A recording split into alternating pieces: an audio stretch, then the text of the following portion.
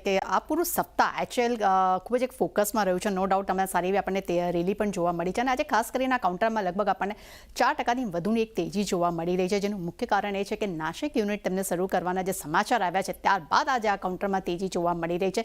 અને ખાસ કરીને કંપનીએ જ્યારે આ નાસિક યુનિટ શરૂ કરશે ત્યારે લઈને ત્યારબાદ તેજસ જે ફાઇટર વિમાન છે તેનું ઉત્પાદન જે છે ત્યાં એક લગભગ 50%નો એક વધારો થતો જોવા મળશે, જેને કારણે કરીને આવનારા સમયમાં કંપનીની રેવન્યુ પણ એક સારી એવી જનરેટ થતી જોવા મળી શકે છે. એટલું જ નહીં, આગામી મહિને કંપની જે છે તે આ યુનિટ શરૂ કરવા જઈ રહી છે અને એલએસી તેજસની જે ક્ષમતા જે છે તે 16થી વધારીને તેઓ 24 યુનિટ જે છે તે વાર્ષિક ધોરણે પણ અહીંયા થઈ જશે.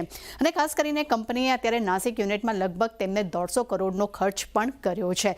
એટલે એમ કહી શકાય કે જે પોઝિટિવ સમાચાર છે આવી રહ્યા છે અને જે યુનિટ શરૂ થશે જેને કારણે કરીને આવનારા સમયમાં તેના અર્નિંગ્સ પર પણ આપણને એનો એક ગ્રોથ જોવા મળી શકે છે. અને ઓવરઓલ અગર હું પરફોર્મન્સની વાત કરું છું તો એક મહિનામાં આ કાઉન્ટરમાં આપણને લગભગ 11%નો એક ઉછાળો જોવા મળ્યો છે. ત્યાં જ એક વીકમાં આ કાઉન્ટરમાં આપણને 10%થી વધુની તેજી પણ આપણને અહીંયા જોવા મળી છે અને આજે આ કાઉન્ટર લગભગ 4%ની ઉપર અત્યારે કારોબાર કરતું જોવા મળી રહ્યું છે.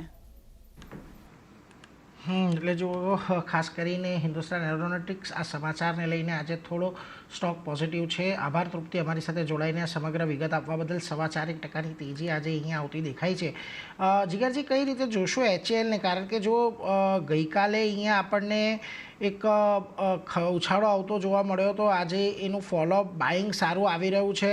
20 દિવસ 50 દિવસની એક્સપોનેન્શિયલ મૂવિંગ એવરેજની ઉપર આજે કામ કરી રહ્યું છે. કઈ રીતે ખાસ ધ્યાન રાખવું હવે અહીંથી?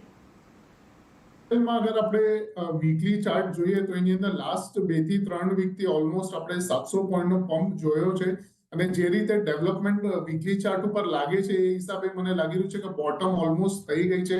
અરાઉન્ડ 3100 થી લઈને 3200 જે લેવલ્સ છે ત્યાં આગળ. બટ અત્યારના થોડો ઓવર એક્સટેન્ડેડ દેખાય છે, તો આની અંદર બાઇંગની જ એડવાઇસ રહેશે, પણ થોડો નીચે મળે અરાઉન્ડ 3600 થી લઈને 3550 સુધી, તો આને ડેફિનેટલી બાય કરવો.